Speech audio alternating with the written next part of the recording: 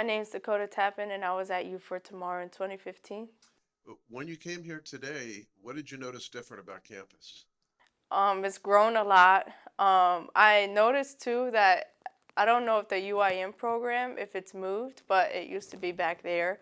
And the chapel and this whole building is new, so it's grown a lot. And I also love how they have the security now. Then tell us your story. Where are you from originally, and what brought you to Youth for Tomorrow? Well, I was born in Woodbridge actually, and I just grew up in a very chaotic household, and that led me to drugs and a lot of sexual exploitation younger on. And so I just had a lot of legal issues. So that's what brought me here. And what was your first impression when you came here? Did you want to be here? No. I wasn't happy to be here, but this was the only place I felt safe and I felt home. And I've been in many different other treatment centers, group homes, detention centers, and this was the only one I felt safe. What was it about this place that made you feel that way? Why'd you feel that way? Just it's like a home environment, and I could relate to some of the staff. Like a lot of the staff wasn't, they were just very empathetic and didn't judge me for, where my life was at that time, and um, it just was just a very different feeling here. What was your biggest challenge when you got here? What do you think when you look back? Um, for like coming to you for tomorrow. Yeah, what did you have to adjust to? What was your biggest adjustment you had to make coming here?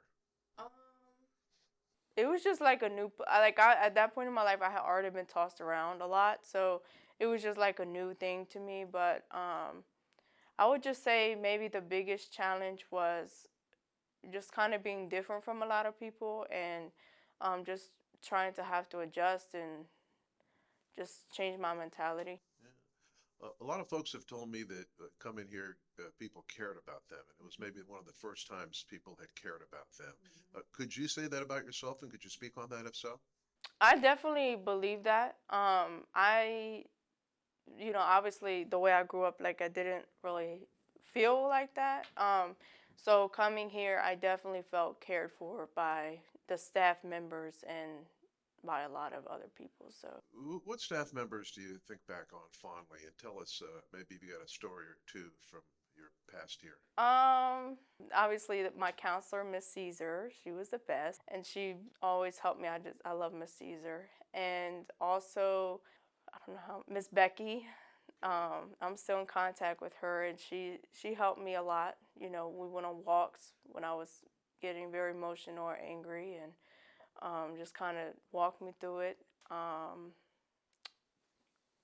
wish I could remember a lot of the staff members' That's names. okay. That's okay.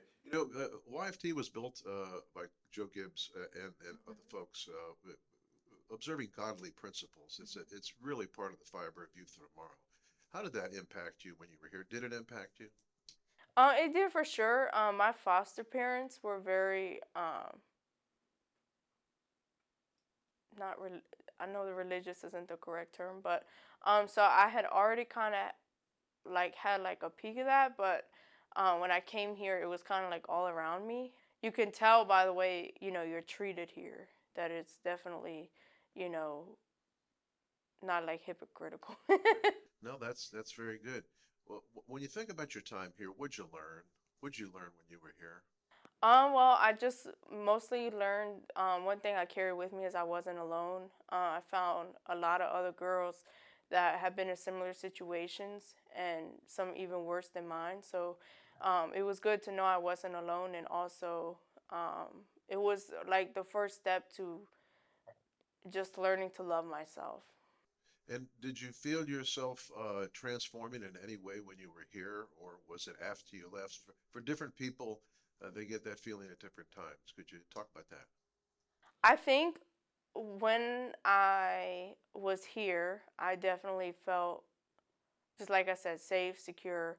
I can always say that you for tomorrow, even though I didn't necessarily turn around after I left. I didn't really turn around all the way until I was about 18, but I could say that you for tomorrow has always been the one program I recommend to everyone, and that I definitely think just put the seeds in me. These seeds are still in you? You still growing? Oh yeah, yeah, for Are sure. any skills that you still use that you learned here, maybe in your personal life or in your job or whatever you're doing? You know, folks come here. A lot of folks say discipline was something they learned. Other people thought organization, and maybe Yeah, was it just anything like that?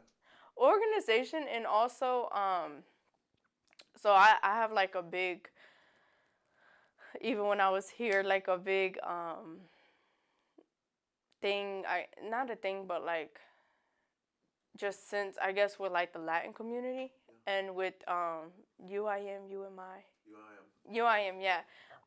Just seeing them and just kind of seeing them how, when they got here and how they grow when they're here, it really just grew my passion for that community, and so I work very closely with that community now. So Oh, I would that's say great. that. What are you doing now? So I'm actually a peer recovery specialist at Rose to Recovery in Lynchburg, Virginia, that we help other people recovering from substance use and mental health disorders. My focus is on the Latin community because they're very under-resourced. So, but I help everyone. Now, how did you get into that? And if you didn't come to Youth Tomorrow, do you think you would be doing that now? No, I don't.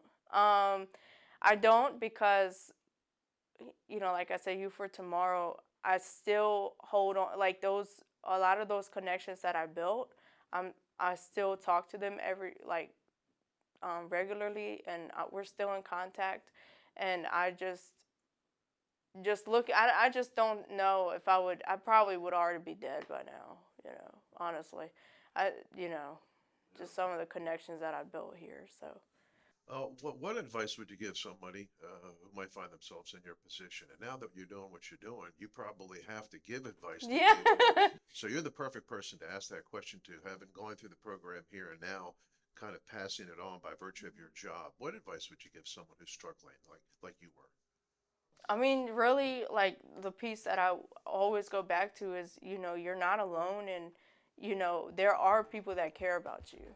And it took me a long time to actually believe that, but now that I'm, three, like years after, it's, looking back, that those people really do care about you, and just try to listen to them a little bit.